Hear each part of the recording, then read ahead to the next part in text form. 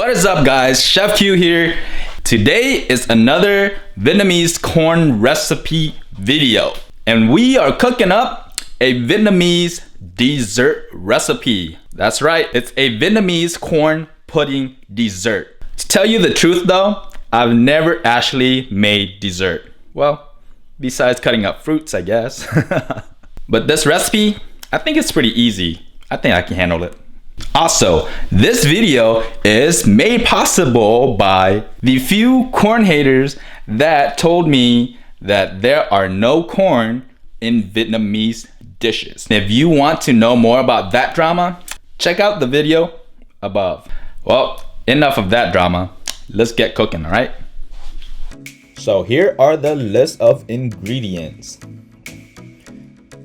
We are going to start out with the corn, of course. There are a couple ways to do this. One, you can just slice vertically down the corn. But for me, I prefer to cut these horizontally. That way I can get the whole corn kernels. So after you separate the corn kernels from the cobs, put the corn cobs in a pot of water with a few pandan leaves and boil for around 30 minutes. Be sure to skim off any bubbles that comes to the surface. Soak about 1 to 2 cups of tapioca pearls in lukewarm water for about 10 to 15 minutes. Strain and set aside. Use 2 cans of coconut milk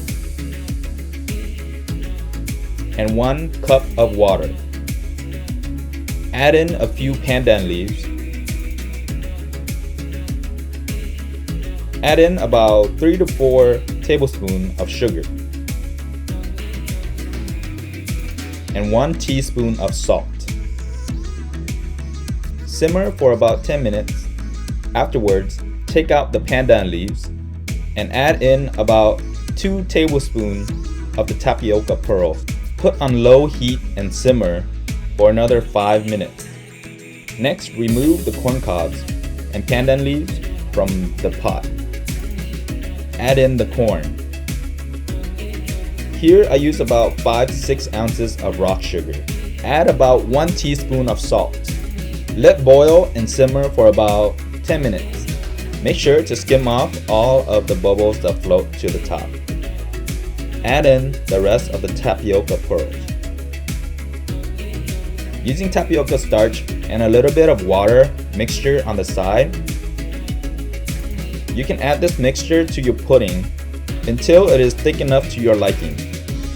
You can also thicken up your coconut mixture with this cornstarch mix. Remember that as this cools down, it will get thicker. So be sure not to put too much cornstarch.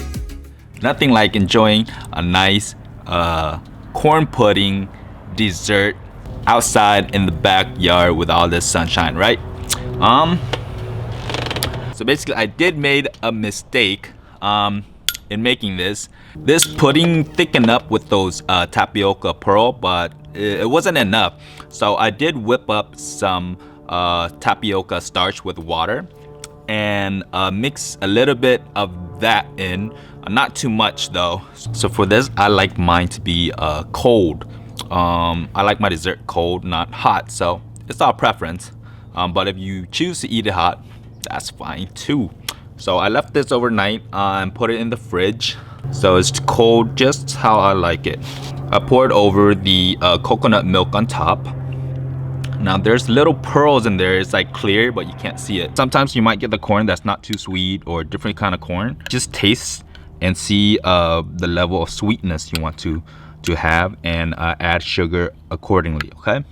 So the coconut milk, I made it to be a little bit, just a little tiny bit more salty than sweet, because we already have the corn pudding that's already sweet. So you don't want to make the coconut milk too sweet. So what you want from the coconut milk is to have that buttery taste from the coconut milk, and a little bit salty and just tiny sweet. That will add all sorts of flavor and texture when you combine the coconut milk and the corn pudding. Ooh. Okay, let's taste it now.